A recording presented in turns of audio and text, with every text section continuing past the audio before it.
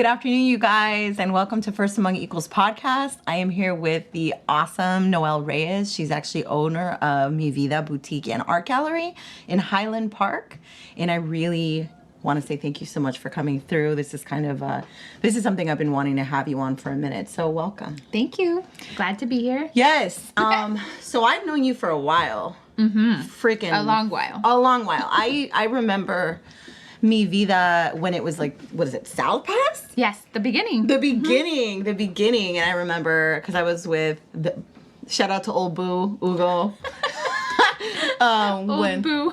Yeah, when he was working at Semillas, yes, which is like a whole other world and a whole lifetime ago, right? Lifetime ago. And so it's really crazy to see kind of the growth, the growth of the company, and just seeing how successful you guys are. Thanks. Right? Yes. I feel like it's just so great to see people in our neighborhood doing really wonderful things for the community and enhancing everything. And I've seen that's the reason why you're here, because I feel like I wanted to speak to somebody who's been through all of the changes that have gone through kind of the neighborhood, you know? Yeah. I mean, I think even before all of that, like, it's just changes the biggest thing is change from just a community-based business to being seen as like a brand, with the inception of social media, because that didn't exist when we first started. So you guys are 12 years old. Yes. So when we first started, even just doing pop-ups, well, that's what they call them now, but like vending, that was like 2000. You're right on. Sorry, yeah. You're right. They call them, that's like, it's just like whatever, vending. Yeah, vending. Now it's like, just cooler. We started that maybe in like 2005. Okay. So, I mean, at that time, I don't even know if there was MySpace, so it's very basic online activity as far as being makers. Yeah. So, I feel like even the change from the inception of we're going to be this storefront for our community, fashion-based, the idea was kind of like to create a shopping experience for Chicanos that could be equivalent to like something like Urban Outfitters or Forever 21. That sort of retail experience, but for people. That's so interesting. For raza. So that was kind of the idea in the beginning. And then just, you have this idea, but people and trends and things, they change. Totally. How you almost kind of decided your business was going to be, but it ends up changing because things change and you need to go with Evolve. The flow in business. That's Absolutely. Just how it goes. So, what we intended kind of isn't even really how we are today. And lots of factors, affected that. Moving out of South Pass to Highland Park. That was a major change. Affected that. How long were you there? So we were only there 3 years, and it was a long 3 years. So a year after we opened, the economy crashed, and that was really rough. So this dream that, seemed so easy to kind of manifest, and like worked out really well the first year, then just came crashing down in a matter of 3 months. So, we really had to be quick to make moves and decisions about what to do. So, luckily we had things that we could fall back on. So we had to resort to that, which is like crushing, because you kind of imagine that, you start this business and it's going to grow, and then that didn't happen. So, but we grounded ourselves in how we do in our community, and looked for help by kind of taking on other artists. So that's when things started changing. Like, instead of being a clothing store, we were like, oh, well, now we don't have money to buy the inventory, so we have to kind of rely on our resources. Wow, crazy. That's awesome. So that's how we kind of started having art shows and carrying other people's stuff and that sort of realm. And then, the magical move happened, and that was just honestly by just chance, you know. It wasn't anything we planned on doing. Crazy. My family's from Highland Park, so I was there all the time. Yeah. And I just saw the spot for rent, and that's crazy. I just thought, like, if we could survive in South Pass, like, yeah, you know, sucking, then moving to a community where is much more rooted and bigger and more brown people. Way more brown people. Yeah. And already had, was already supporting the arts. That could only help us, you know, and it did. And it wasn't easy. I mean, it took a long while before we even, like, grew to get comfortable there and find out how we needed to be there, because we had to change again from where we were before. So that's really awesome. Would you say that in terms of when you did the shift, because another reason why you're on here is I was actually talking to brother, and I was like, who have we not tapped into? Sort of like, because we've talked to a lot of different people coming from different places. Like, we've had organic tea people. We've had people coming with very, like, healthy makeup products coming from organic stuff. We had a chiropractor here talking about what she does, and just a lot of different things. Is you come from fashion. Yes. And that's where I'm like, oh, I didn't tap in. I haven't hit up Noelle for, like, all that. And sort of, can you tell everyone kind of what previous, and actually at the same time simultaneously trying to run your business, what else you were kind of focused and working on? So the whole time I've had our shop, our business, our community space, I also simultaneously had a career. It wasn't just a job, it was my passion, my career that I went to school for, that I worked very hard to be in. So for 17, 18 years, I worked in fashion manufacturing. So I worked for a pretty well-known company most of that time. Yeah. I did do other things here and there, but for the most part of that time I worked for Juicy Couture. So this was simultaneously as, you know, we're having this shop, which is kind of like a double life, sort of. I mean, you know, it's all style and it all goes hand in hand. But on the other hand, it's like you're running this strong community-based business in the barrio, and then by day it's like you're going to this corporate world that's very much like, you know, just different. Right? But, you know, loving it and learning and utilizing everything at the same time. So I think my experience as being a business owner is, I wouldn't say easy, but it's a little bit more like secondhand to me, just because I'm already in business. Yeah, you know? totally. And like seeing people making moves. And I also worked for family-owned fashion businesses, and that's where I learned the most of, like, hustler moves, you know? And also just kind of seeing that it is possible to have your own business and thrive, and also to see that it's not easy, you know, because I think nowadays, like, people are so quick and easy to start online things and Instagram things, but there's a lot to be said about actually having the experience of things that aren't rooted, you know, using those platforms, you know?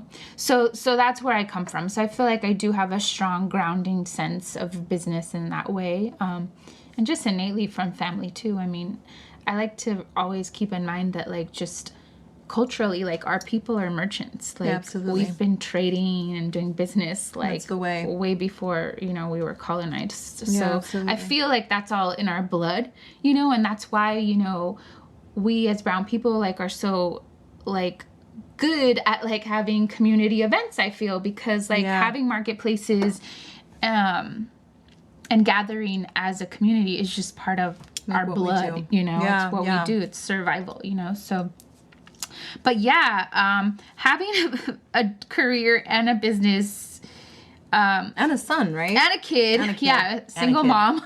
Single mom. I don't know. It's just what I know, you know? Yeah, totally. So it never was like this burden to me or like this struggle. Even being a woman doing this, like, it just always seemed possible to me. That's all. That's awesome. Like, you know, I just really have that never give up mentality. Like, always find a way, you know? Well, definitely, I can see it. I mean, it seems like you guys are just so. I love. Do you find that we were talking about that? Is that having social media really kind of boosted? Oh, fuck yeah. Right? Yeah. Like, I mean, who would have known? Like, and at the same time, like, I'm always say first and foremost, like, I do engage in all my activity as if in the back of my mind social media doesn't exist. Yeah. Because, you know, I'm kind of like too, one of these apocalyptic thinking people that like, one day, what if none of this existed? You know, and yeah, the old school mentality, like I was, you know, mentored by, one of my biggest mentors was like a 66-year-old Italian man. So it's like, oh, that's cool. I like to think that I can use my hands and use my voice and my resources to make things happen, you know. But if social media didn't come into play, I kind of wonder, like, it's really question mark, like, what would things be like, you know? I don't know. I don't even want to go down that rabbit hole. But it has been 150% like great for our business. It's so wonderful when, you know, I feel like every podcast that we talk about, social media always comes in the mix. And I mean, at the same time, there's a lot of downsides of it too. Yeah. Not a lot of downsides, but it does create more work. It does create more competition. But I also feel like the people that really see the people really grinding and working. I mean, maybe I'm just a optimist with that. I think I see what you guys are doing, and once in a while I'll see like competition, and it just feels like sometimes even people are like not biting per se, but kind of like they're just you can see the inauthenticity in some of the work that people do. Well, I think just because we're all so like now addicted to it. I mean, let's be honest. Totally. Like, so we all are seeing the same things, you know, and that kind of sucks because a lot of times as an artist or a maker, before phone cameras, whatever, nobody saw what you were doing. Totally. You know, like it was a secret. Like totally. Unless somebody was there physically, they couldn't see what you're working on. So now it's like such a part of our culture to overshare, you know? And I don't know, you know, it's good and bad. I mean, that's the balance though, right? Like it's finding the way to use the monster, you know? And I think like I try to do, I feel like I'm bad at, you know, my social media game, but I feel like I've learned to use it, you know, to the best of my ability, and I'm still learning. So do you delegate some of that out because you feel like I used to, but ever since things changed when I quit my career, so that was what, the end of 2 years ago. The end of 20. We talked about it. I was in your shop and you were telling me. The end of 2018, December of 2018, I quit my career finally, and it wasn't by like I was like, fuck this shit, I'm over it. I could do no, it wasn't anything like that. My company came to a bittersweet end, which I'm still like recovering from, because it's like a breakup, like with your husband, you know, like a divorce. What's the longest relationship you've had, right? Other than your son? Yeah. Actually, right? Yeah, my work was my man for a long time, you know, like I've been there with friends. I had a long-term friend. Same thing. It's like that is more important than anything. Like it's a big deal. It is, and the healer actually said like it's okay. I've been dealing with really bad anxiety, and she's like, it's okay, like you have to let this out, like I don't think you're seeing it as like what it really is, you know? And it's true, like I started that job when my son was 1 year old. Wow. And I started with this company that was started by 2 women, Jewish women, but you know, still women per se, like 2 ladies that took, you know, $500, whatever. Like, that's you know, so it's like I started when I saw everything from the beginning, and then I saw it taken away from them, and you know, not taken away, but I saw it change when it got too big and they couldn't handle it. They needed help, and then the help came in and they took over, and then it wasn't their company anymore, and then they just eventually bounced their own like empire, you know, and then I saw it be taken over by these people and then these people, and every time it just got and you worse. were in that whole whole Yeah. thing, right? And it just... And they weren't even in it anymore, No. right? So you just kind of Yeah. went on the ride Yeah. with it. Yeah. And it just kept getting... It would get good, then it would get ugly, and then it would get good, and then it would get ugly, and then it just came into the Isn't wrong that crazy? hands. That's everything, though. I think that's everything. Not Yeah. everything, but it kind of is, like, in the world, like, in the evolution that's of life, things. you know, lessons. That's life. Like, I'm a big, like, one to first say, like, things never last forever. Sorry. That's just how it goes, you know? Like, things totally. change all the time, hence gentrification. Like, why I feel like I'm a little bit more... you know, not as uneasy as other people. Just I'm not either, because it's cyclical. Exactly. Because things like that have already happened previous to us. We aren't the only beings. And that's what I'm saying. Like, and I agree what with empowers me is that I've been in my hood my whole life. You're home base for it. Like, I'm going to see this shit change forever. Like, just like my parents did. And they tell me stories. And my grandma tells me stories. You know, if you're here forever, you see everything change. And that's just how... things go. And I'm not talking about, like, condoning gentrification. I'm just talking about change in general. You know? Accepting that it's coming. I mean, there's nothing you can do about... You can stand your ground and represent who you are and keep that sort of the safe space. And that's what I like to say. Like, I'm so proud to be an adult living on these same hills. Like, I used to smoke weed, like, in these hills. Like, I wouldn't even know where I was, but... Yeah, I know! Like, you know, like, or how we got there, but I was chilling and having a good time, but now I'm an adult here, and, like, I get to make the choices of how I, you know, how I'm a supporter of my community and, like, my culture, you know?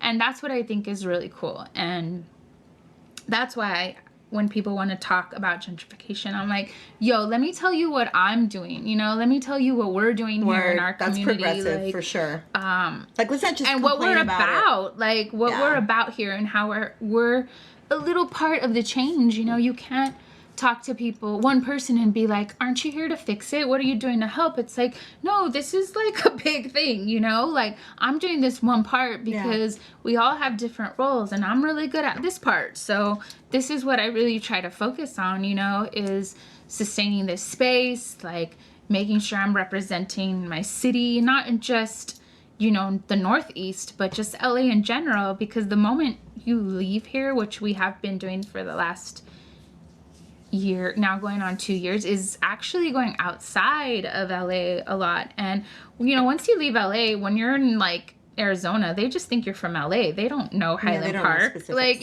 so it's like... Yeah, you're just the LA person. You're representing. So, I'm sorry, you cities. saying leaving LA, what do you mean by that? Well, so we've started traveling. That's amazing. Yeah, other pop-ups. Now that, you know, I'm not at the 9 to 5, I'd like to think I have a little bit more energy or time, you know. Does it feel that way?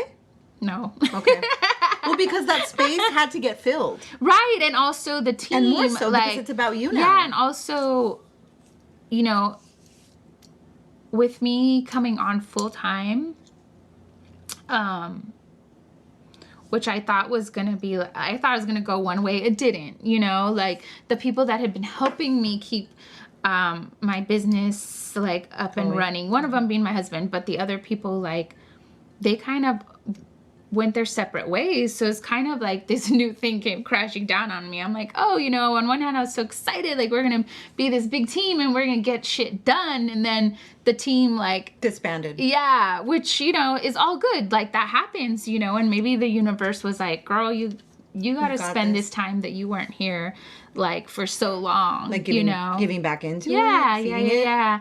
And, you know, things will change and it'll get back to a different way. But right now I feel like the universe is like, look, this belongs to you 100%. So for a little while, like, let's get to know each other again. That's awesome that I always talk to the universe too. Yeah. So now it's like, I can't delegate stuff, you know, which has been a little bit overwhelming. Like, I'm a little bit, like, over my head, but, you know, that's fine. Like, it's not going to stay that way forever. Exactly. You know? And that's the great thing, I think, as when you get older, it's like understanding that this isn't the worst thing we've been through. And it's important, like I said, when you, to be authentic and to make it very much you, because sometimes, just like with anything, if you have people help you, like, It's not you. Not 100%. Word. You know, Yeah. so it's good to kind of Take it back. like get it a little bit. Yeah, no. Yeah, because I feel like it's new for me too. This is a new way. You know, I thought like I was gonna, you know, end my career and then just jump right into this because it's already what I knew, but it's not. It's not what I knew like this, you know? So I feel like now this is year 2 months down, year and 2 months. Sorry, when you phased out of your kind of corporate gig, how long do you feel like it took you to really like, if you ever did, decompress and realize, or was it like, because when we talked about it, it was right before it actually happened. You were like, you were sort of on the fence about a lot of things. I kind of time it by how my body's been reacting. Okay, so like totally. I jumped, like I quit December, like in the beginning, and then I jumped right in, and that's hard. Like that's the biggest time of the year. So I feel like I just went running, and then by the end of February, I had a major meltdown, like panic attack in the streets of San Francisco, and like that was really bad. And I feel like I didn't really get myself together until like the end of October. Like it took a while, just body wise, you know, mentally, like. And I'm still working on it, like, which is, it's really debilitating because like I'm such a strong person and to feel like not your best and you can't just go and at any time like your body can like especially fuck when with you, like it's really like I connect with, sorry, I get excited when you talk about this because a lot of people don't talk about your expectations of yourself, especially if you've been going hard for years. And you're like, well, I used to be able to do this like 100. Like I never had anxiety. What are you talking about? I'm not a bitch. Like I can keep it together and like don't be some like weak ass person. Like, cause we grew up in that environment where it was like, no, that's weakness. Like you need to be 100 all the time and on game and on point. And to talk about anxiety, like I used to know people who used to tell me they had anxiety, and I was like, that's your like, what is that? Like, oh, that's a problem that you need to take care of that. Like I was such a personal problem. That's a personal. Thank you. That was the saying I wanted to say, but I couldn't remember it. See, that's for old school. That's a personal problem. Like you don't need to bring that in the house here in our circle. But now I'm like, shit, that shit is real, yo. Like that is real. It's like, a sneaker. Dude, it's a straight sneaker. Yeah. So I've been dealing with that, but you know, that's not who I am. So I remember that. But I guess like those things happen to us because for somebody that goes hard, like you don't realize how much you need to chill the fuck out and how much you need to balance yourself out even when you think you are, because you're probably just not. So I've learned that a little bit the hard way, and I'm still figuring it all out. Like I still don't exercise, which I know would help, and like, you know, just shit like that. I get it. Tear myself up about it. No, you can't. I think just trying to drink my water here. Yeah, no, I feel you. I think at the end of the day, it's like, at least for me, it's like the godsend is realizing the older I get, the less I care about. I'm still working on myself, but zero fucks more. Point. Like I don't. I'm good. Like that's a personal problem. I think how you feel about me is a personal problem. But that's the thing too. Getting older is also something we're not prepared for. Hell, you know, no. And like, aside from just what you have going on, then comes like the getting older part, which I think for like, I'm now over 40, and I think like in my 20s, like, whoo, that was just like, I'm like invincible. Then 30s, I'm like, okay, like this is now serious. Let me go hard. And now I'm 40 and I'm like, okay, like there's areas where I can slow down, but then my body's like, whoa, like, you know, things are different now. And I think it's also too because what's beautiful about getting older is you know yourself more. And I think when you start getting to that point, then your body's like, okay, we're going to have this. Yeah. Like now you're more alert, you're more aware, you know, which is, you know, you spend all these young years being foggy. Fuck yeah, you fogify. For sure. Well, and it's great, but it's also like, I have to feel the realness babe, now. but for real, like sometimes it's the reality check of like, damn, this pattern. Like you see the patterns and you're like, all right, I have anxiety, or oh, I feel like having a drink. Oh, it's because I'm stressed out, or I want to go and do this thing that's not. But let's talk about the cool part tell me. of like this happenstance of, you know, anxiety or whatever, is that now, like, there's so much cool shit to help you. Heck and yeah. so many Yeah. people that are, you know, before, if you like lit incense, you're like, oh, you're such a hippie or whatever. But Yeah. now everybody's like into the whole gamut, That's like true. of holistic healing, and it's so much. There's so many more. We're so grateful. I'm very grateful that we're here too, where we are. Yes, That is, so there is a it's, community like, there. really cool, like, and even the evolution of weed, you know, with Oh, now totally. like hemp, CBD, Heck like, yeah. you know, there's all these like very beautiful things.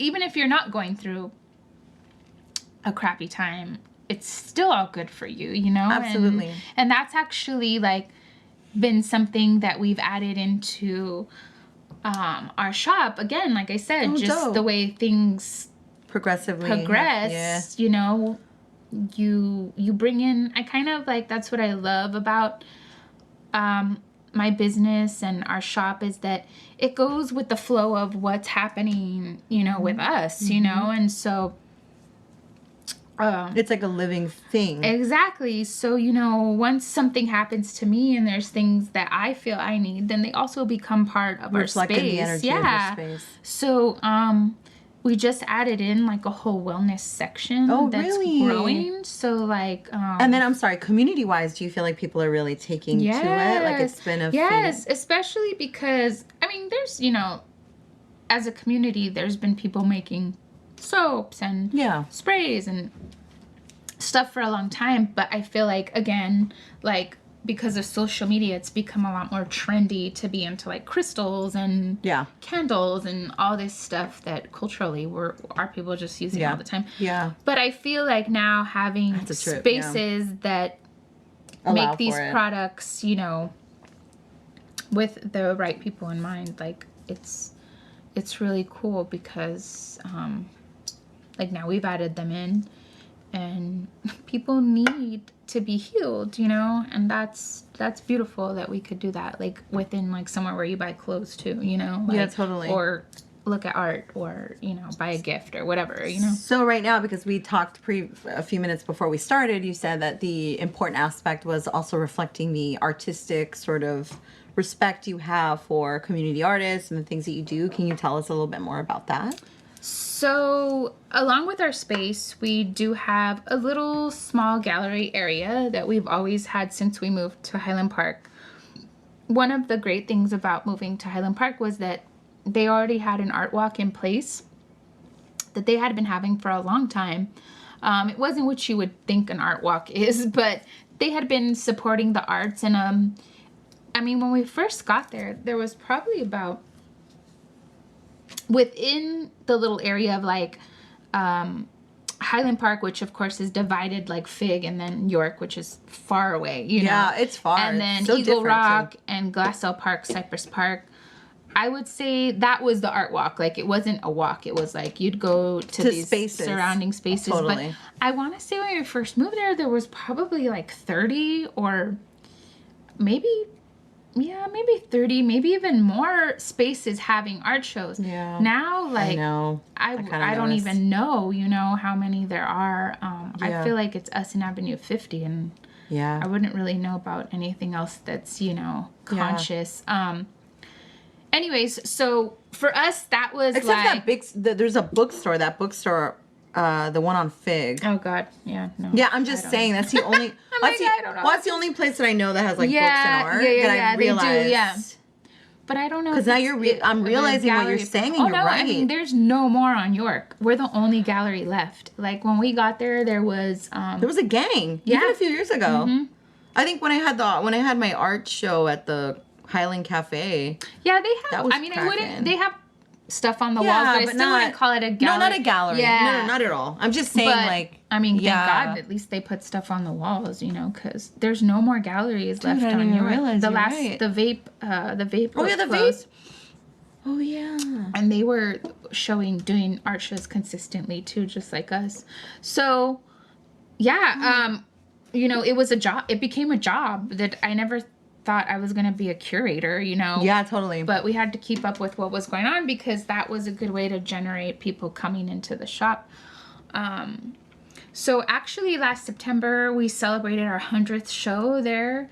That's amazing. Yeah, in our space. So what kind of happened when we moved to Highland Park is that, you know, first we were this clothing store, then we were like this consignment shop, then we moved to Highland Park, and I don't really know what we were. Like, we let our friend have like a little side business in there, and it was just all this, you know, sounds like a hustle. All this stuff going on. Yeah. And then, you know, it took a few years for us to sort of figure all that out. And then what really happened was about year 3 there, like 20, what was that? 14, okay, maybe. Like we used to, you remember we used to have a couch in the store? I do remember that. I do remember that. Like one day I was just kicking it.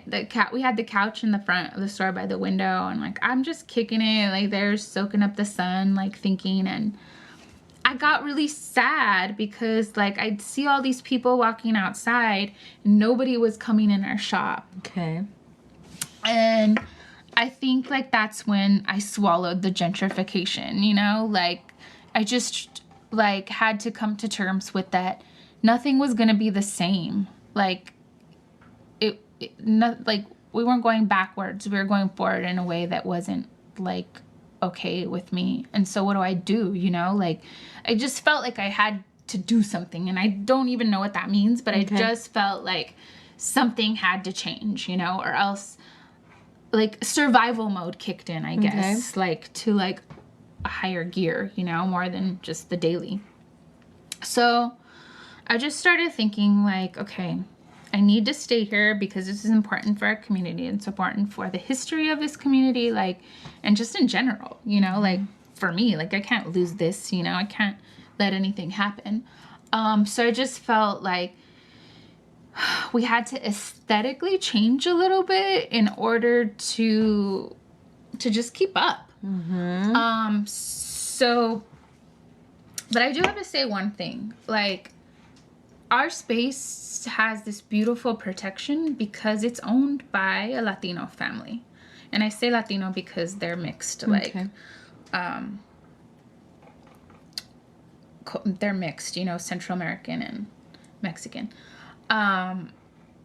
So they're not part of the gentrification. Yeah. And that's really like a saving grace for us, you know, because we have landlords that are just like us, you know, this is their business. These are their ownerships. They don't want that taken away from them. So they're protecting their space as well too. That's awesome. And we help them out by having a great space and making it look good, and it works hand in hand.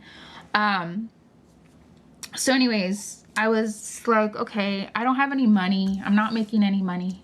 I'm losing money. Like, I don't know what to do, but I thought, okay, this place just needs an upgrade, right?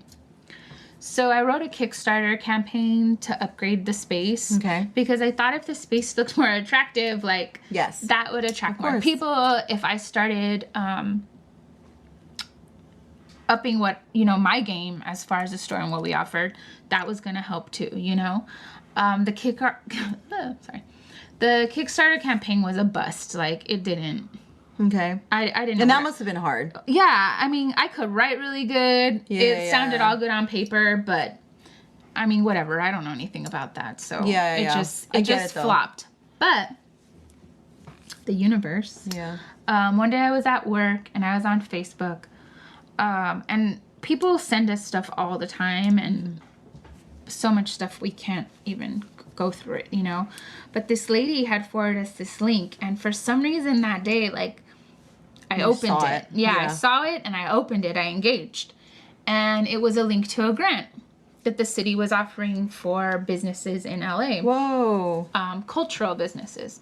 So long story short, the same exact shit I wrote for the Kickstarter, I just applied it to the grant. That's so dope. And we got the grant from the city. And so that's how we like pimped it out harder. Pimped out the store. That's sick. That's a wonderful story. We pimped out the store. Oh my God. I'm so happy that we got a computer. Yeah, I mean, like, you know what I mean? I talk shit sometimes. I'm like, city, it's investors. Investors, like, from private the city creates the grant, but Yeah. private investors Put money fund into that. the grant. That's a great.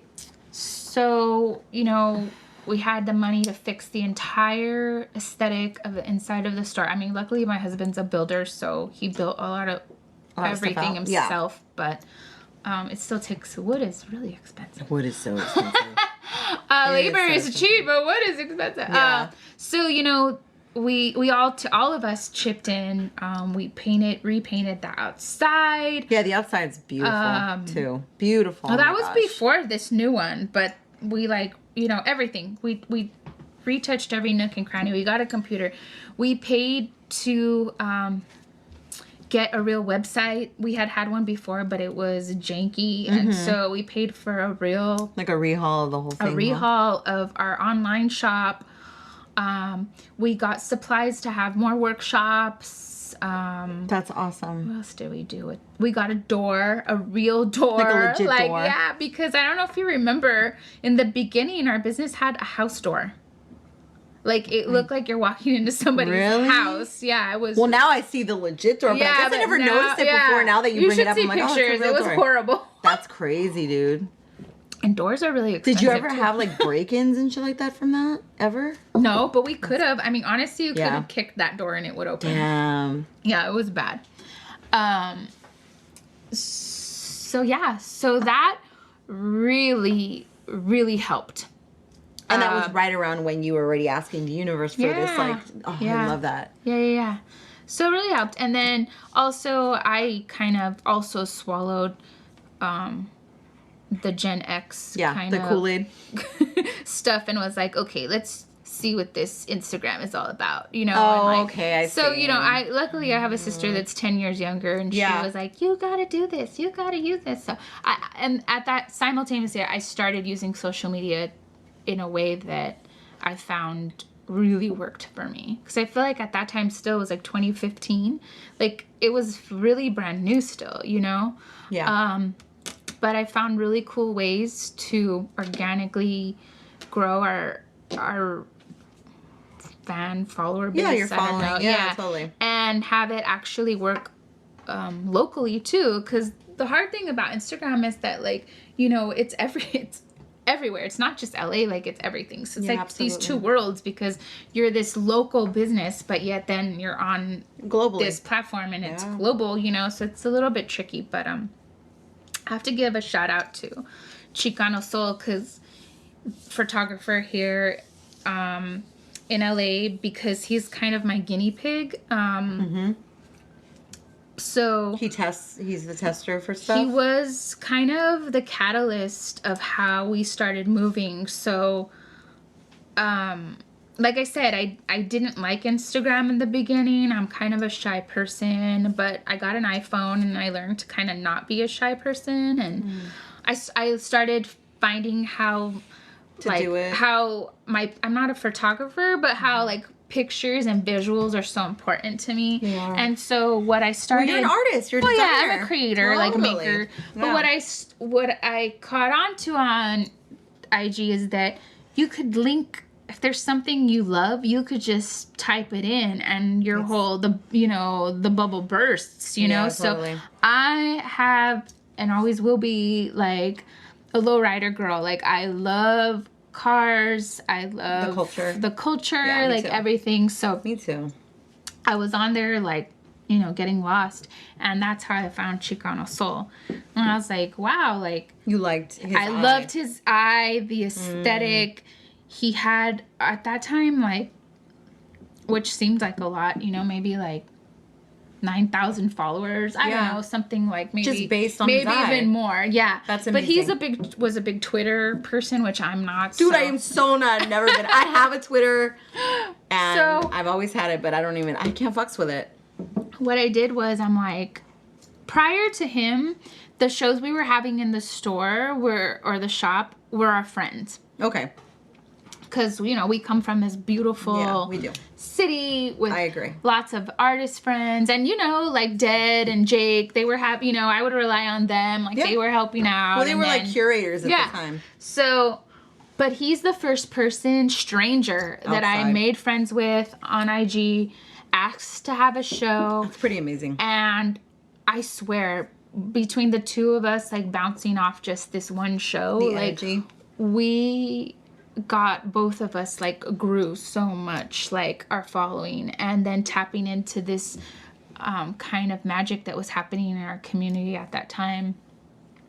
Like a resurgence, you know, of That's so cool. just like this stilo, you know, like Yeah. not that it wasn't out there, but I feel like, you know, that Instagram boom, like a renewal of something. like renewed that. That's like beautiful. brown magic, you know. So yeah, so from that show on, I learned how to talk to people I didn't know, and like reach out to artists and new artists, and just people based off their aesthetic. And yeah, and that really helped us out a lot. That's amazing. That's a crazy journey. Do you what do you find now is like the most challenging part of running your own business the way that you're doing it? Oh my, a lot. It's like right now I feel like I'm at a crossroads, because there's this weird, like, it's almost like what is that character, like with the half this, half that? Two-Face? Yeah, I don't know, but like I just feel Like the Batman character, like the old something school. like that. Yeah, I don't know. Okay, yeah. But I feel like, you know, there's this Mi Vida that's like a social entrepreneurship in our community, and then there's Mi Vida that's what they call now a brand, and this online aesthetic. This presence. That is Yeah, very real. and I feel like it's really, really hard for me To marry them? to marry them, to know how to be one or the other. The duality of them both. So eventually something's gonna happen. I don't know what, but down the road something will happen, you know? And it's also just right now, like, the emotional part of the gentrification is starting to set in, like resonate a little different. I'm just getting tired. I don't know. I think a lot of us.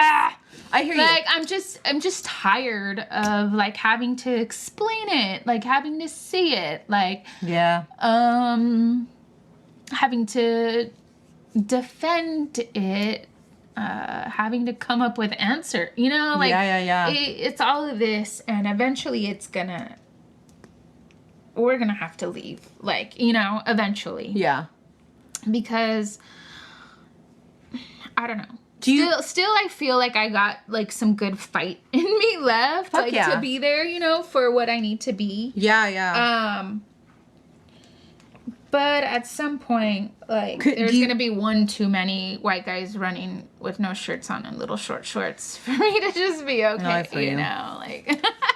Yeah, I know it sounds. You know, I'm sorry. I don't mean to be rude. Like, I you get it, know, No, it's just there's just too evolution. many typicals happening, and it's kind of sad. But I don't want to be the one to be like, oh, I'm leaving like this, you know, either, you know.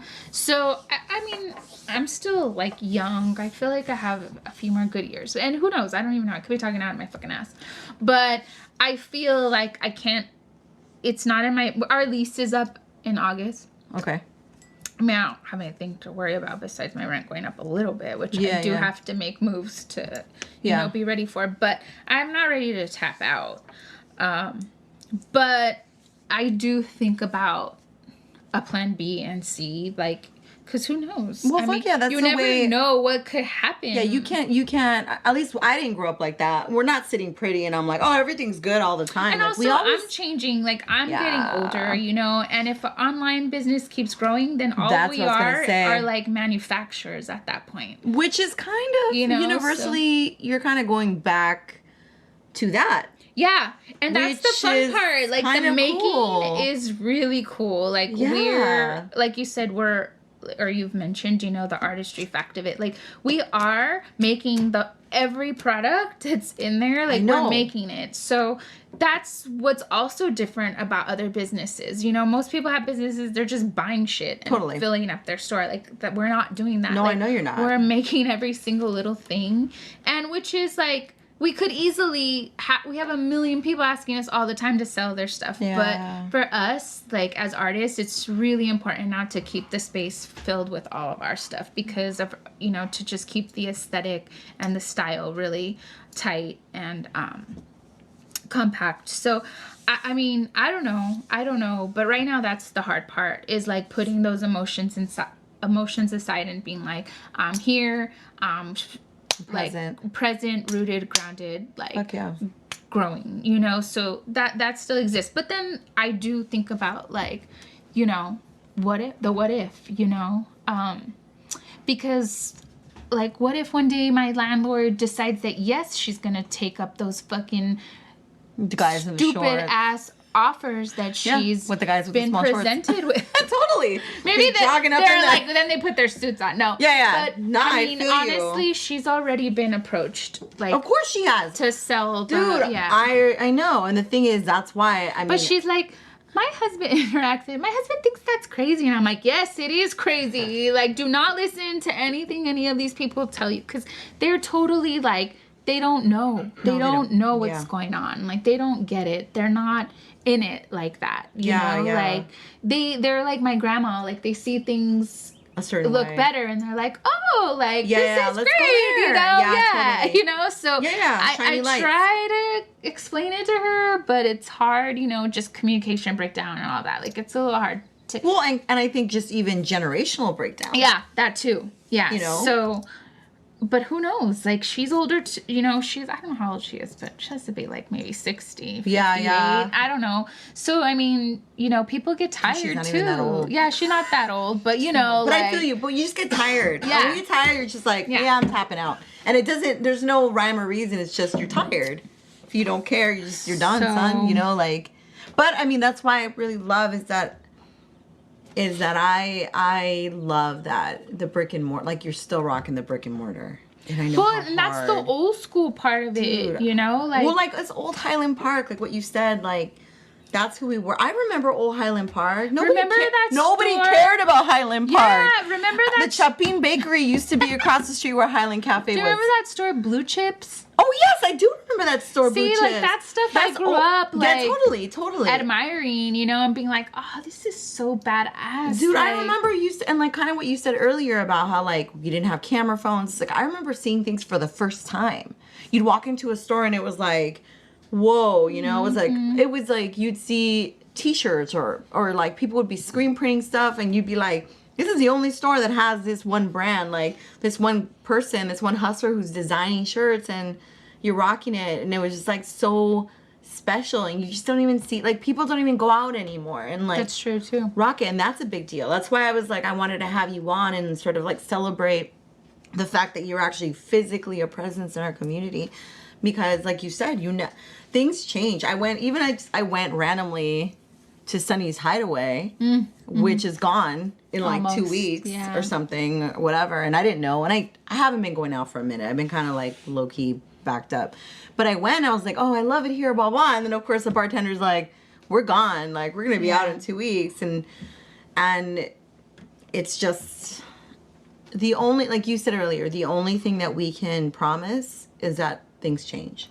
That's the only thing promise. And wish for them to change in the right way, which I'm glad you brought up the Sunny's thing because high-key excited about who's moving in there. Oh, really? I think it's going to be really fucking rad. Oh, that's wonderful. I didn't know. Like, that was the part one. They're brown people. Oh, that's awesome. Very cool. Yes. So I feel like this is going to give us some fucking anchor, like, you know, because they're brown and they're proud. I believe they're partnering with Filipino people. Oh, how cool. They already have a successful place in Boyle Heights. Oh, dope. Oh, okay. So, that's awesome. Yeah, and it's a husband and wife, and he actually grew up in Highland Park. Very cool. See, and that's wonderful. See, that's I feel like this is really cool for our side of York because we're kind of away from, which I love, we're away from kind of most of the hipster shit that's down by 50, 51. So I feel like them coming in and having this loud presence is really gonna be good for the area. For us, yeah. For you guys in the whole... Yeah, because you're right. I guess, you know how, like, our neighborhoods go through the ebb and flow of, like, what's popping and what's not. And I was just saying this, actually, last week is, you know, Fig and that whole Highland Park, that block is, like, exploding. That's gross. Like, it's just... Yeah, it's like, it reminds me of 10 years ago when we used to party in I used to party in Echo Park a lot. Yeah. And that was like, that's where the place to be at was Echo Park. But I feel like everybody's coming down to that area. Like, it's just different. But that's part of, like we said, it's cyclical. The Echo Park vibe is still cool. It's still cool, but I'm just saying what people are really focused on. Yeah. And it's definitely Figueroa and that whole area. More so. There's still stuff cracking in Echo, but I'm just saying, like... Yeah, but I feel like...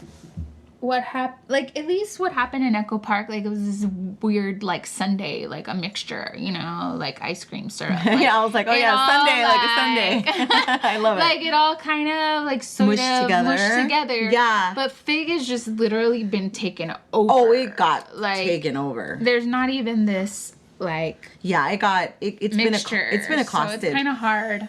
It's been super accosted. To, like, ingest it. That's why I feel like I always tell people, like, we're in York. Like, it's a little different over here. Like, you know, I still feel like people on York, like, we're closer to Eagle Rock, which is an old community as well that's kind of kept themselves intact. They have. So I feel like we kind of have this, like, stronghold because, like, we're in a different side and closer to over there where people are generally more concerned about what happens. I feel like Fig is such a big boulevard that it kind of, there's not that community. Like, it's kind of hard to...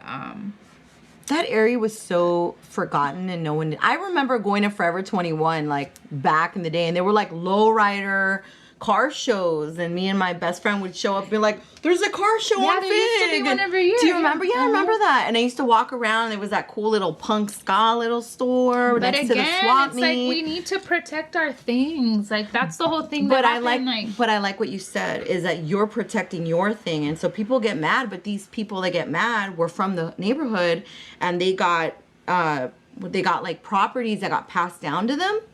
And then what do? They sell it and they move to San Bernardino and they get a bigger house and I'm like chatty. I ask all the questions I can. And I've learned a lot of these properties that people inherit them and they don't even want them. No, they don't want them. And so that's why you have, like, the liquor store up the street from us has been vacant for, like, 2 years. Yeah. Because somebody just owns it and they don't need to pay for it. So they don't care if somebody doesn't want to pay the $8,000 rent they're asking. They're just like, okay, well. That's so crazy, eventually, maybe somebody will. And it just looks gross because nobody wants to pay the rent. They own it, so they don't need to worry about it. And it's like, fuck, like, this just all sucks, you know? I agree. And then it's just going to be at some point where someone is going to come with a bunch of cash. But, I mean, we see that happen, too. Like, we see people come in with the money, and then they don't have the fucking juice. The juice to make it last, you know? So... Well, that happens so much. Like, the turnover part, I think, is, like, the amount of turnover that happens. But I hear what you're saying. But, I mean, it's all about the hustle, you know? It's like... But that's just not... Like, you need to have multiple facets now. Like, I mean, that's why we have an online store. We do these outside pop-ups. We have the store. We're doing workshops. All the hybrid. Like, you have to have all these stuff. Like, we do wholesale. Like, there's so much, you know, because if not, you have to nowadays. Like, the world is, like, fucking going so fast. So you need to have your hands on everything. What do you love about what you do and what you've been doing? Honestly, like, I just love to see how much people like it. Like, how much joy it brings them. And not just women, because, like, I feel like we're sort of like an everybody store. Not that we sell, like, clothes for guys. I mean, we do sort of, but, you know, we're a family place. So I feel like that whole vibe, like, we're a community space. Yeah. So I feel like that vibe is very much alive in everything we do. Who gave you this strong feeling of community and family that you were instilling? Like, who did that for you? Because you've said it so many times, and I'm like, there has to have been. Who are those people that, like, really made that really important? My family, I think, just seeing, like I said, like, my family has lived my grandfather lived in Chavez Ravine, so my family has been here for a long time. And I think, like, my family were just those kind of people that Roots. just rooted and strong, like, and they always participated in things like that were going on in the community. Like, my aunt was and still is, like, an activist from the 70s, like, in the whole Chicano movement. Like, her husband's like secretly in politics, but, like, the good guy, you know, in our community. And, like, so always just there's been a sway from your family. Like, youth work. Like, I did a lot of youth work when I was a kid. Like, all of that stuff. Like, and I just feel like I'm from the streets. Like, I love my surroundings, I guess, you know, and that's just we live in a beautiful place.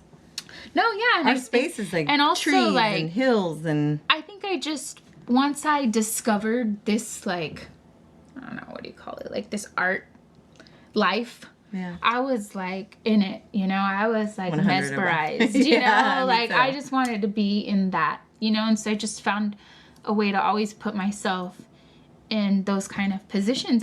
And honestly, I think what helped the most was by sending my kid to Semillas, you know? Like, I reconnected with old friends and people in the community, and, like, I think, like, that really helped, like, even ground and root us even more.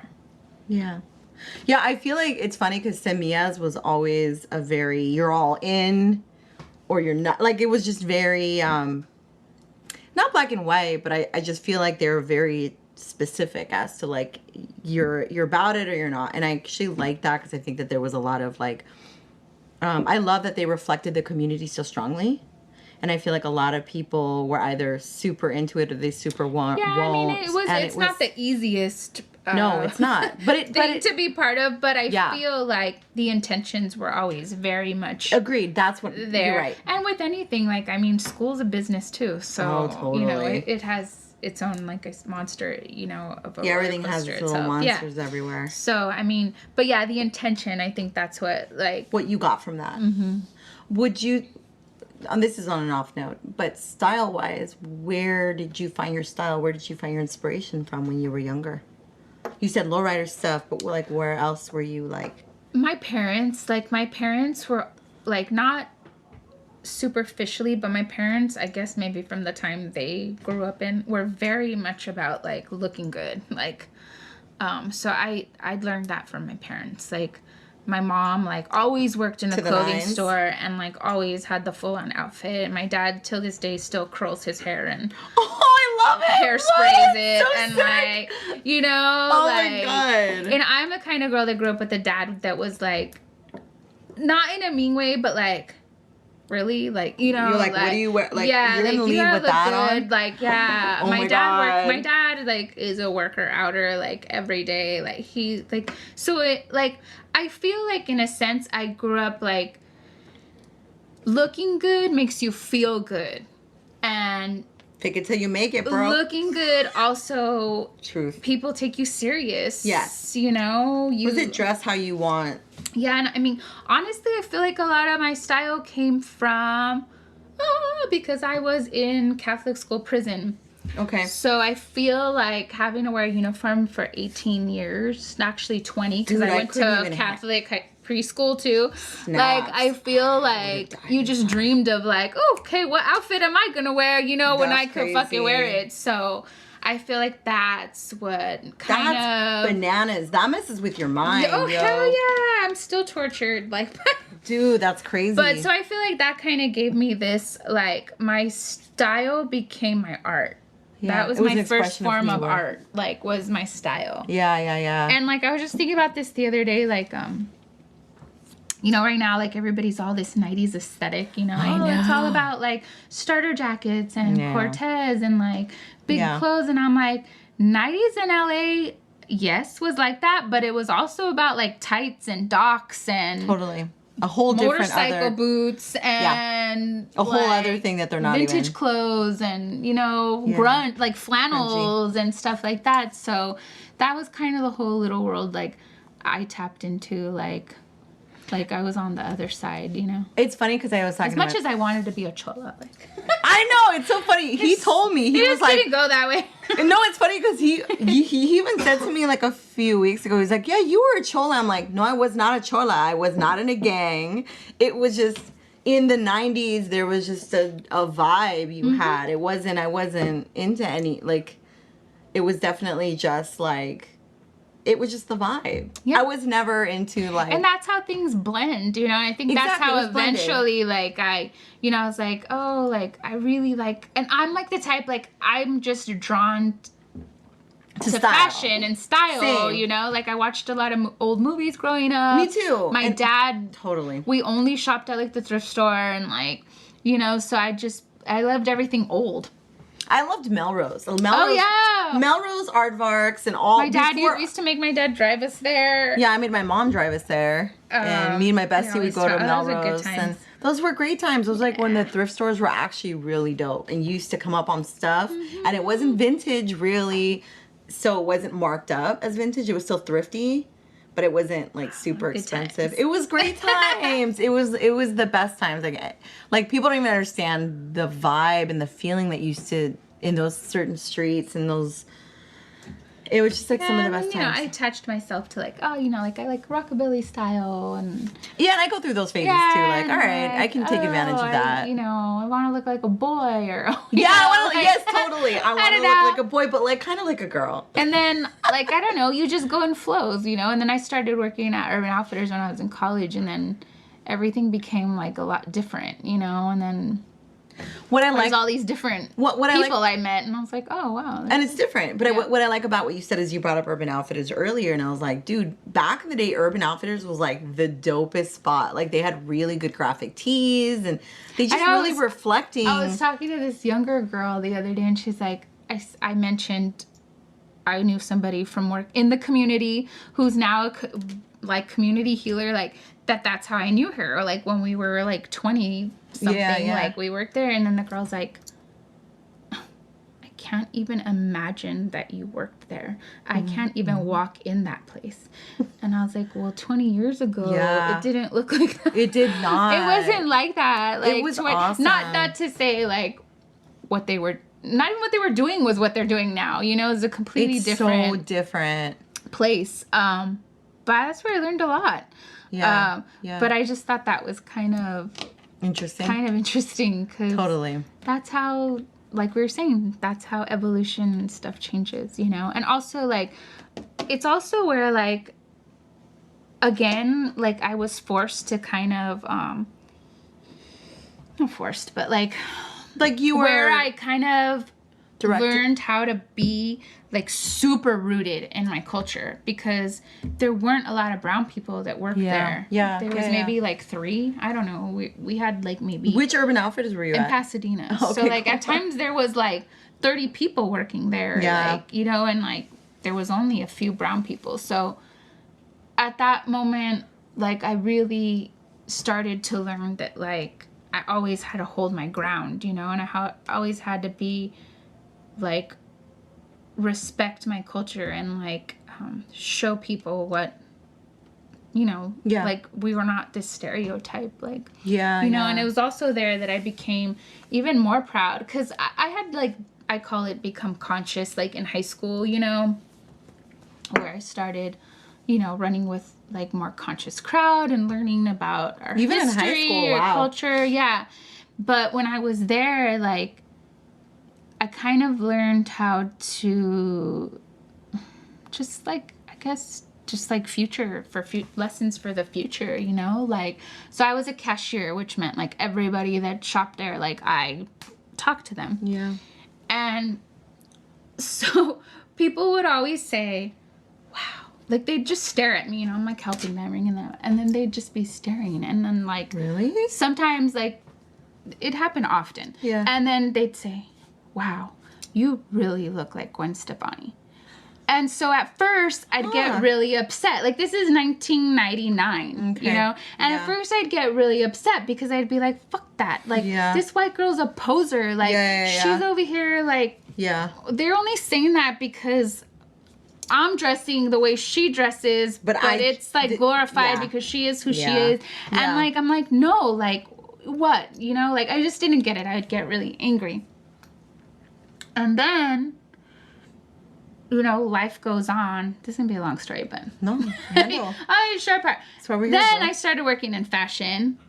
And then, you know, in real fashion with, like, we were dressing like movie stars and celebrities and stuff like that. And again, I was thrown in a world where I was a hood girl working, like, with a bunch of Jewish girls. Like, I didn't know a lot of things either, you know? And so one night... And then at that point, like... I think they had come out with, like, that Rocksteady album, which I kind of vibed because I have the whole reggae. I'm a big reggae person, and I vibe with it. So I don't know, maybe Shocker. I started... I started, like, taking a liking more to her, right? Instead of hating on her. And then I got invited to a party at her house. Oh, whoa. And so I'm in Gwen Stefani's house at, like, a house party. And I meet her, and it's... like a friend, like a normal, like, she's like, hey, dude, like, you know, and I'm like, fuck, like, she talks like me. Like, and she's nice, and we're at this party, and whatever, and, like, that time passes. And then, fast forward, like, a lot of more years later, and then the store at that time had started, you know, the online was growing, the social media, and so we got, a random email from Vogue, like, Teen Vogue, saying, oh, we want to use this necklace in our magazine. And so kind of when you say yes to these sort of things, you don't know what's gonna happen. So I say yes. Months later, they tell me, oh, we used it, the article's coming out, here it is. Oh, exciting.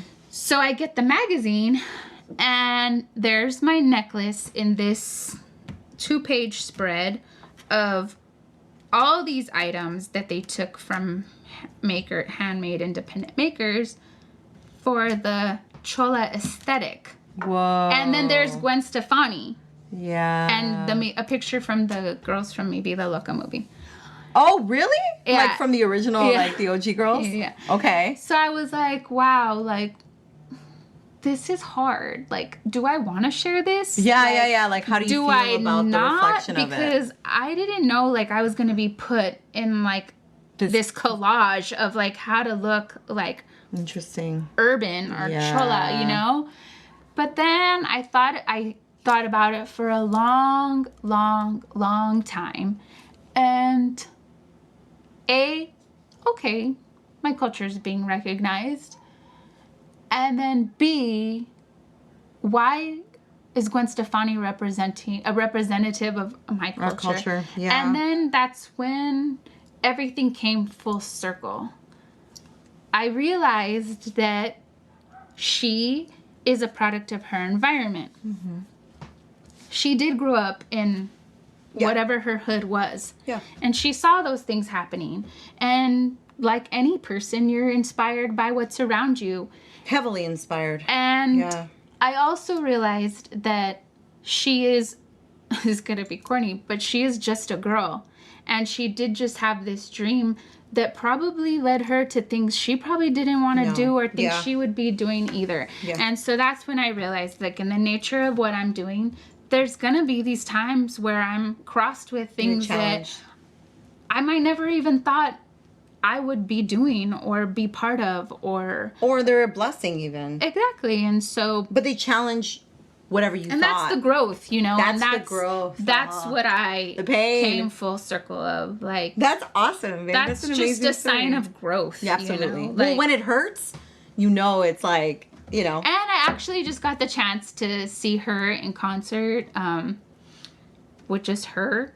And... Did you go to Vegas? Yeah. All right, quiet. I did so too. It's really small. And don't you think it's the really beautiful thing, I don't know if she was like this in your show, but I don't know how many times she said thank you. Oh, she was amazing. Like, I don't know how many times. It's, like, what is it, Hard Rock Cafe. Yeah.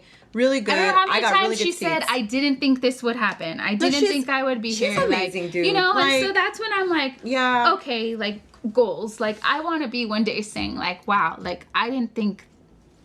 And I'm not going to lie. I didn't love the end when but it's because she's with him. Oh, yeah. And I'm not, it's fine. To just forget about if he's nice, if he treats her right, I I get all grandma. Like, we've all been broken-hearted girls. So I know. It's like, okay, when somebody finally loves you the right way. Yeah, and he's another famous. I guess that's what's happening. I don't know. That's what I mean. But I think, like, I think she loves, because she found another famous person. Well, I'm not saying anything bad about it. No, I'm just saying, like, I think it is too. It's because she's in that world, you know? I think also, like, you just find your match. Yeah. Like, maybe, like, artistry-wise. Okay, but too, like, maybe that's just the passion. Well, like, yeah, and my point is he's down for his country music. And that's what I struggle with. Okay, but he's a cool guy. Blake Shelton is cool. I don't know. It's weird, but... Yeah, it's not my vibe. I don't know them, so... Yeah, you know? Yeah, but she always... Well, that's not true. She loved Tony, so whatever. Anyways.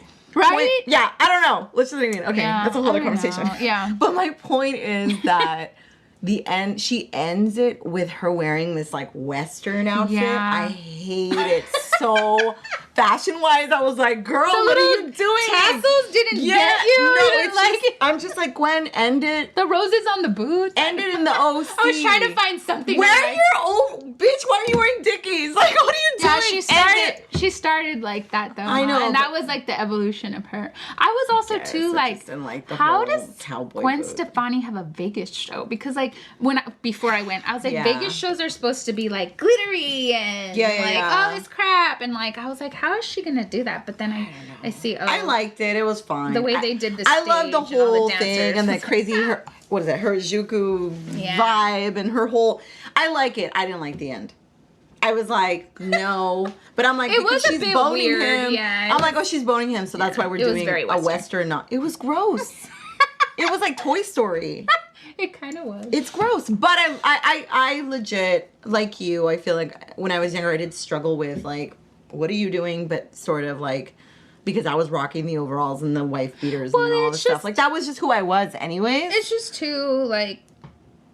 But I like what you said. I guess, like, to kind of bring this whole conversation, like into, like, you know... Like, yeah, reel it into this. Is that, like, my job is to share with people, like, not the right thing, like, not what I'm saying is the right thing, but the realness of everything, you know, and that's the job, is to share about us, share about our culture, share the beauty, share the shine, share the magic. Like, that's my job, you know, and maybe that's why the universe, like, put me in a place that's now, like, heavily white, you know, because maybe that's my job, to show them what's up, to be like, hey, like, we're fucking worthy, like, we're here, we're not going anywhere, like, we're beautiful people, like, we're doing great things, like, so maybe that's my job, you know. I didn't even have to ask her. Like, normally I have to ask people, like, what do you want to say at the end? But you, like, totally, like, reeled it in without me. What would you say, that I'm going to ask you this, though, because you are here on First Among Equals, because I think you're amazing. I've seen you hustling for years, and you're just such a beautiful soul, and I was like, I need you to be here before we're done with this, and I wanted to capture this memory, because we can look back in years and enjoy the conversation and remember and reflect, like, what we both went through. What would you say for people that are trying to do something similar to what you've been doing? Like, what nugget of knowledge would you want to share to, like, an upcoming Latina girl working hard, hustling, trying to do something representative of them in the same... I love this question. Yes. Again, I'm just going to say, like, it has to be, you and your idea have to be rooted in your community. Like, that's being a cultural caretaker starts in your community. Like, it only works if you're in your community, you know, like, with real people. Yeah. Because anybody could have an idea, but you have to have that experience to back it up.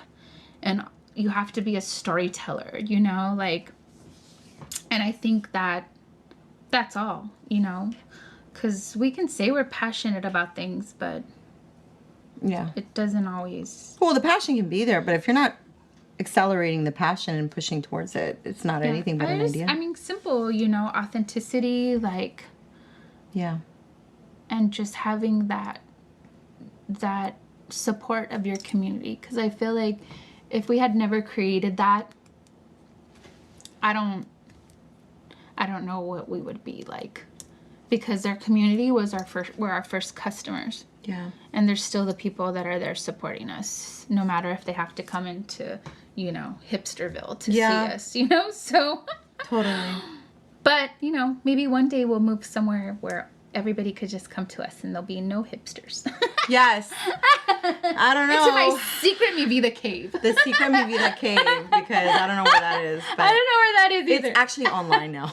Yeah, right? It's no, not- but it's like you don't get the I know. realness there. You don't get the realness, but it's But maybe, you know, I don't know. I'm hoping that through this whole new the new change in our environment, our community, and the whole internet thing, that there's going to be some sort of new idea or some new way that we all sort of feel more expressive, that we don't feel like it's taking away from us. Yeah, I think it'll just have its cycles like anything else does. And Yeah. like I just hope that, you know, as much as you're like, well, what advice would you have? Like, I feel like more people, and not to say if you don't have that, you shouldn't move forward, but I hope more people take the chance, because that's kind of what we big. need, is more brown people taking the chance. The risk taking for it, the love for it too. And finding what's missing, because I think that becomes the thing too. Like, what's lacking in our community? Like, what do we need? What are we not seeing that Exactly. needs to be met and fed? Like, what could we add to what's already here? Word. And like, That's a big deal. Those are the most successful people, is finding where the need is and fulfilling the need. So you're right. The needs have changed. I love you. Oh my God, awesome. All right. Well, thank you, babe, for coming. It's been thank such a you. pleasure. Before we say goodbye to the community, do you want to plug anything, any new events, your Instagram, let people know where to find you? the best thing to find out what we're doing and just anything is Instagram. It's at Shop Me Vida. And just know that every second Saturday of the month, we have an art walk. So there's always a show, always good people, always a DJ. And now for hopefully the rest of this year, birria tacos every second Saturday from right here in El Sereno. So, El Sereno. so yeah. right. That's it. Well, cool. It was such a pleasure. Thank you so much for Thank coming. you. Thank you Thank guys you. for checking us out, and make sure to check out Noelle. She's a super dope, legit girl from the hood, from El Sereno and Highland Park like me. So check us out and have a wonderful day, you guys. Peace.